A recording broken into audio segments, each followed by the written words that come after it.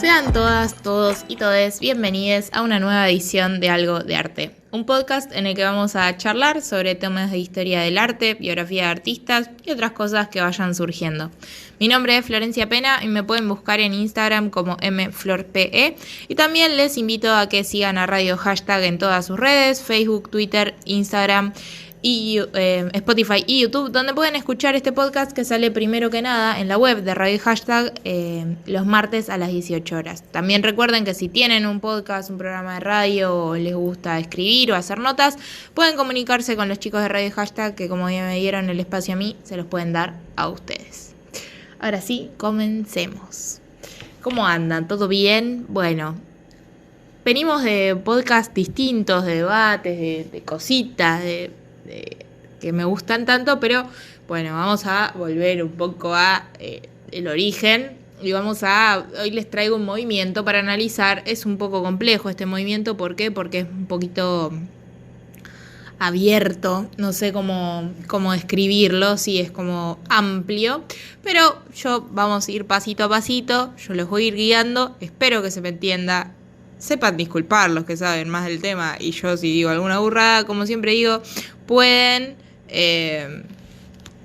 discernir conmigo y discutirme todo lo que quieran a través de mi Instagram, que es el canal de comunicación que utilizamos para que yo no me sienta como una loca hablando sola, que ahí siempre pongo una cajita en historias y vamos charlando. Bueno, basta de cháchara, vamos a lo que nos compete.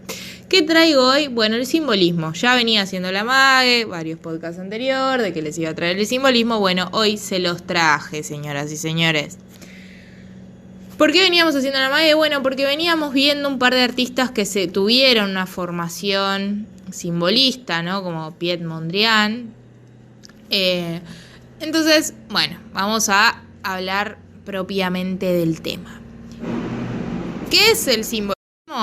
Bueno, el simbolismo es, es un movimiento, lo podemos definir como una vanguardia, y ahora vamos a ver por qué, que comienza como un movimiento literario, como muchos de los que hemos visto a lo largo de los podcasts, tienen como 56 podcasts para escuchar, un montón. De fines del siglo XIX, en Francia y Bélgica principalmente, pero después se va a esparcir, como también hemos visto, o sea, esto es una característica bastante fuerte de todos los movimientos, por así decirlo. Va a tener un manifiesto literario publicado en 1885. Jean Moraz, que es un crítico, lo va a definir como, y escuchen esta definición porque me encanta: enemigo de la enseñanza, la declamación, la falsa sensibilidad y la descripción objetiva. Estaba muy enojado este señor, no sabemos por qué, le mandamos un beso y un abrazo desde acá y ojalá que se mejore como persona. Como ya hemos visto, y acá por eso hablo de que pasa mucho con los movimientos, primero porque digo que es una vanguardia, bueno, porque tiene un manifiesto sobre todo y como vimos en Peter Burger creo que fue, para que un movimiento sea vanguardia básicamente tiene que tener un manifiesto y tiene que ir en contra de lo anterior. Esto cumpliría los requisitos. Esto es antes del cubismo, entonces podríamos debatir si es vanguardia o no, porque bueno, se había dicho que vanguardia era a partir del cubismo. Bueno, no importa. Para mí esto se considera como vanguardia. Déjenme en los comentarios si escuchan esto por YouTube o por Facebook o en mi Instagram si van por ahí, qué piensan ustedes. Para mí esto es una vanguardia. Y como hemos visto en la vanguardia, ¿no? Los críticos de arte, no me estoy metiendo con el colectivo de críticos de arte, pero pasó esto históricamente, reaccionaban muy mal en contra de los nuevos movimientos, todo lo que amenace a la academia, ¿no? A todo lo que sea el hiperrealismo o el realismo. Bueno, los críticos no les gustaba muchísimo.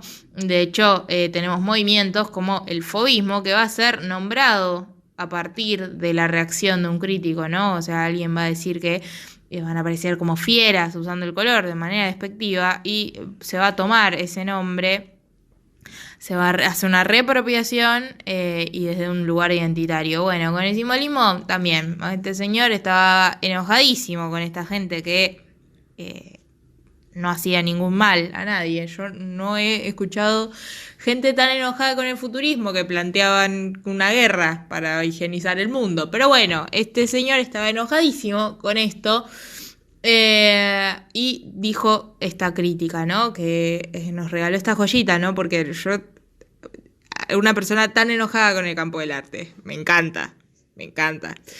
Me sirve. Pero bueno, sigamos.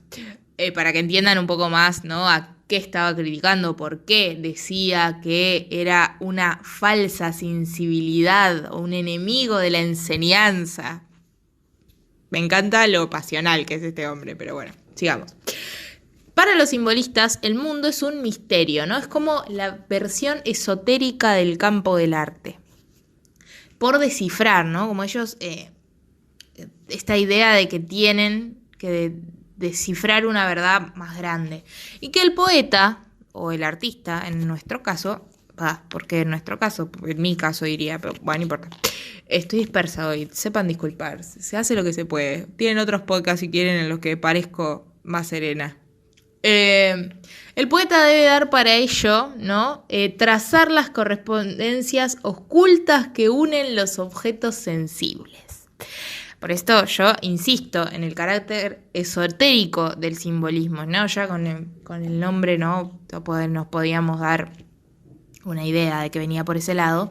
Pero, ¿no? Esos tienen como esta idea de que todo lo físico, todo lo tangible está unido por lo sensible que está oculto y que el artista o el poeta o el escritor tienen que descifrar esas cosas, ¿no? Como que tienen que trazar estos caminos posibles para encontrar esta gran verdad.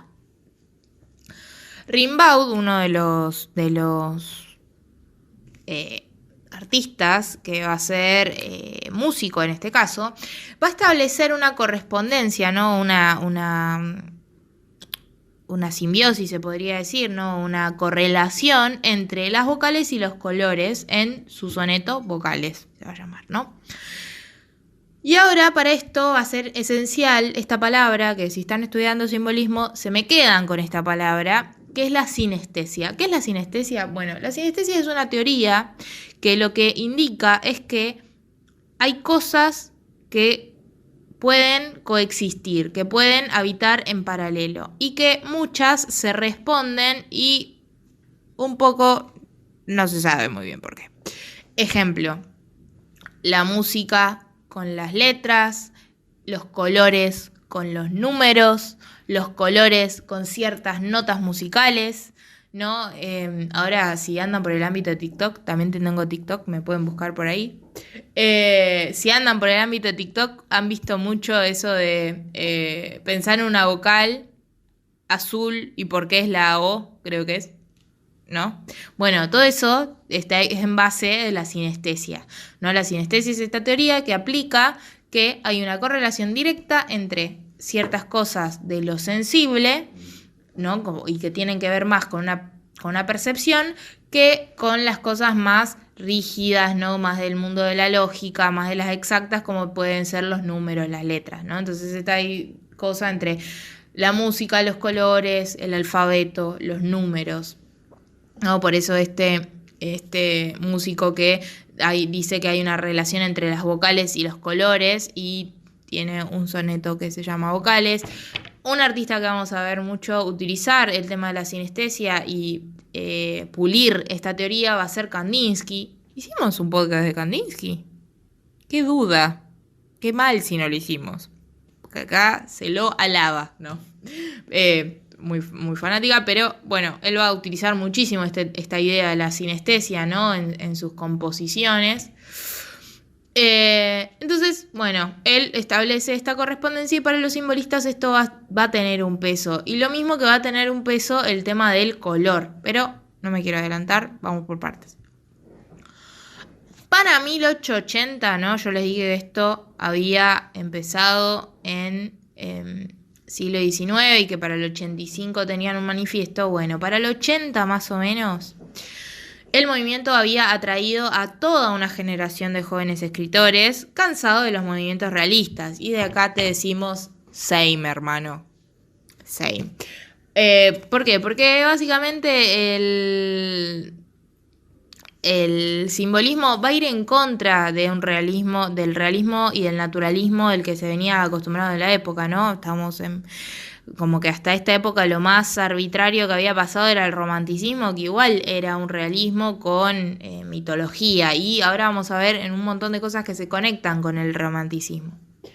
Entonces, como que ellos decían como que creían que el arte debía apuntar a capturar las verdades más absolutas, pero que las cuales solo podían ser obtenidas por métodos indirectos y ambiguos, ¿no?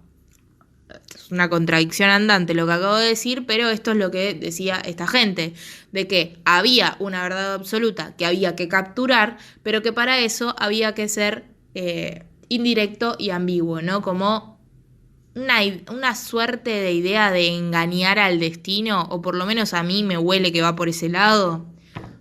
Cuéntenme ustedes, porque es esto que yo les decía al principio, de que es un movimiento que es complejo de explicar, porque es bastante onírico, es bastante esotérico, hay poca teorización sobre el tema, hay poco investigado tal vez, ¿no? Como que hay un fuerte enfoque después del cubismo, de teorizar el arte, y el simbolismo, bueno, quedó antes y quedó en el camino de esa teorización. Pero básicamente es esto de que apuntar a una verdad más absoluta, ¿no? Como que el arte tiene que haber un más allá del arte. Por eso utilizan también, o sea, vamos a la etimología de la palabra, del símbolo, que si vamos a la teoría del símbolo, ¿no? De esto creo que fue de Saussure o de Peirce. Acá la gente de comunicación va a saber corregirme mejor.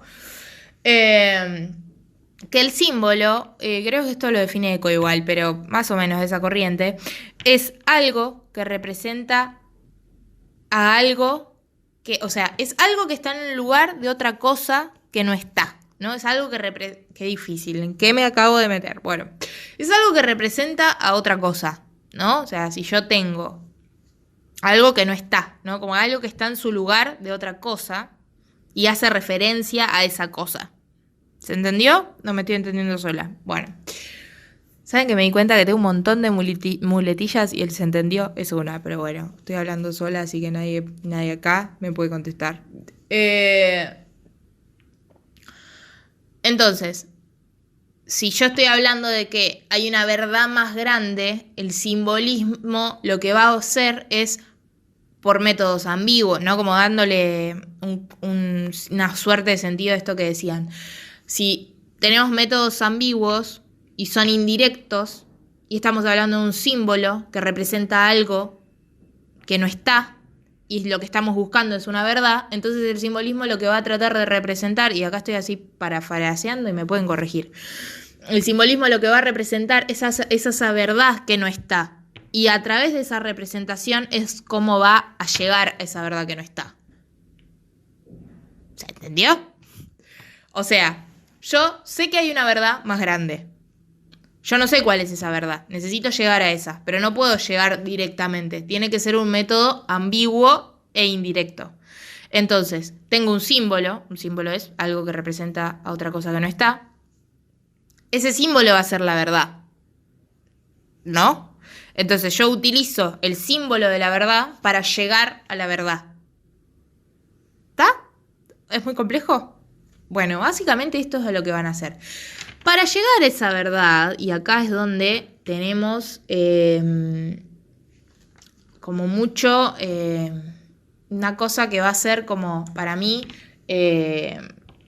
precursora o de antecedente, va a funcionar para un montón de otras cosas, que se van a basar en un idioma pictórico más bien abstractivo, ¿no? El uso van a generar cierto vocabulario de forma lineal y ornamental. O sea, lineal, la línea, ¿no? Van a tener como un exceso de línea, y ornamental a través del ornamento, que es la decoración, ¿no? Como por así decirlo. Porque no es un movimiento abstracto, no todavía, ¿no? Después sí vamos a ver, por ejemplo, en las pinturas simbolistas de Mondrian, son bastante abstractas, pero todavía podemos discernir el objeto, entonces no.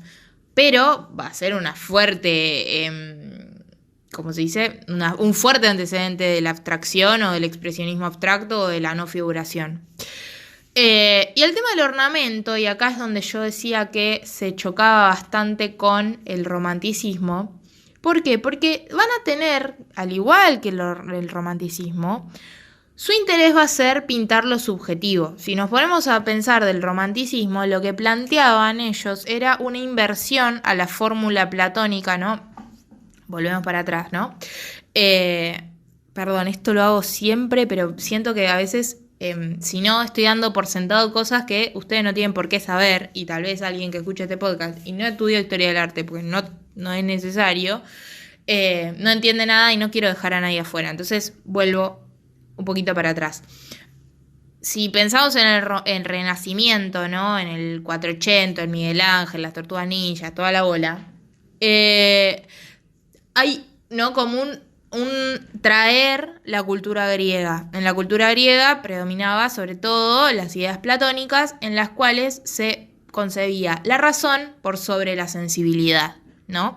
¿Por qué? Porque había esta idea de que la razón era el ideal y la sensibilidad era una copia del ideal, ¿no? Como lo que podíamos materializar, ¿no? Ok, Platón, vamos a Renacimiento, el Renacimiento por las excavaciones, por el descubrimiento de Pompeya y bla, bla, bla, va a volver a la cultura griega clásica. Ahora, por eso es el renacer del hombre, del ideal, del iluminismo, bla.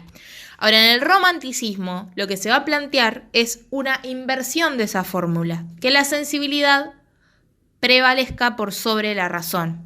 Entonces, ¿qué es lo que van a empezar a pintar? Bueno, van a tomar, por ejemplo, de la antigua Roma, no se van a ir a Grecia, se van a ir a Roma. ¿Por qué? Porque Roma tenía una teoría, una utilización de la cultura un poco más visceral, ¿no?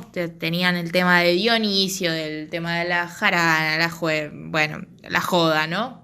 Entonces van a volver a Roma, y en Roma lo que se van a quedar van a ser con los mitos, ¿no? Como estas cosas que los mitos romanos, que eran cuentos, ¿no? Para justificar ciertas cosas o para hablar de los dioses. Entonces el romanticismo va a tomar del pasado eso. Estoy yendo a un lado con esto, ustedes quédense conmigo. Entonces van a hacer esta inversión de la sensibilidad por sobre la razón. ¿Por qué? Porque van a pintar escenas mitológicas que no tienen que ver con un tema racional, ¿no? Del tema del retrato, el tema de una iconografía de este mundo ideal, ¿no? Del tema de Platón, por ejemplo, en Renacimiento, que se pintaban estos cuerpos ideales, estas situaciones ideales, el contraposto, que es esta pose en torsión, que es una pose ideal, no existe eso en el mundo natural, no encontramos a un David posando como el David, ¿no? Entonces, en el romanticismo van a hacer esto, van a hacer la inversión de esta fórmula. También se va a empezar a prevalecer el tema del ojo del artista, ¿no? El artista va a pintar según sus sentimientos, un millón de comillas acá, ¿no? Porque tampoco es que es una pintura súper liberal, pero sí vamos a ver como una flexibilización con el tema de las sombras, con el tema del color, como una cuestión más teatral. Si quieren, hago un podcast de romanticismo. Estoy resumiendo así como rapidísimo encima para que este podcast no sea re largo. Pero entonces, ahora sí, volviendo a nuestro amigo el simbolismo va a tomar muchísimo esto del romanticismo. ¿Por qué? Porque su interés era por lo subjetivo, ¿no? O sea, esta verdad a la que están apelando, esta verdad más grande, tiene que ver con la verdad de cada uno, ¿no? Entonces, si es subjetiva, lo que yo necesito para plasmar esa verdad es hablar desde el artista. Entonces, como en el romanticismo, van a pintar, va a ser una pintura como bastante expresiva y va a tener que ver muchísimo con el estado de ánimo del pintor, ¿no? Se va a reflejar muchísimo el estado de ánimo, ¿no? Vamos a tener escenas como románticas o escenas más oníricas, dependiendo de el ánimo del pintor. Y también, ¿no? Como esto, reforzando lo que dije al principio, de que para mí es una vanguardia, bueno, van a hacer como una composición bien antinaturalista, ¿no? O sea, va a ser una composición que va a alterar el cuadro naturalista, perdón. Que no va a tener esta lectura simple de los planos superpuestos, ¿no? Se va a acentuar la linealidad, lo ornamental, ¿no? Se va a poner el foco en otros lados. Es como si hubiesen agarrado, no estoy minimizando a esto, no se me enoje el colectivo simbolista, y tampoco yo sé si sirvo de marco teórico para replicarme en otro lado, pero hablando mal y pronto, es como si hubiesen tomado un cuadro naturalista, ¿no? Lo hubiesen analizado y dijeran, bueno, vamos a hacer todo lo contrario, ¿no? Como que si en el plano naturalista podemos ver un paisaje claro en donde todos los personajes están definidos y que hay una definición entre forma y fondo, hay que una definición entre los contornos, que no son personajes contorneados, porque nadie anda por la vida con un contorno en el cuerpo dibujado, ¿no? El naturalismo pretendía plasmar lo que estaba viendo. Esta gente sí, entonces van a hacer mucho realce de estas líneas, de los detalles por sobre las figuras, y acá sí, metiéndonos en lo teórico, digamos, se van a resaltar con colores fuertes ciertas cosas para resaltar justamente el sentido onírico o sobrenatural, ¿no? También va a haber una difuminación del color, también se va a llevar a los colores a una desaturación extrema, ¿no? O sea, desaturación, dígase, colores pastel, ¿no? Se va a utilizar esto como cosas que acentúen todo el tiempo, que es algo más bien de lo subjetivo, de lo onírico, de este mundo imaginario. Hablé un montón de repente, como que en un momento apreté el acelerador y no sé qué pasó.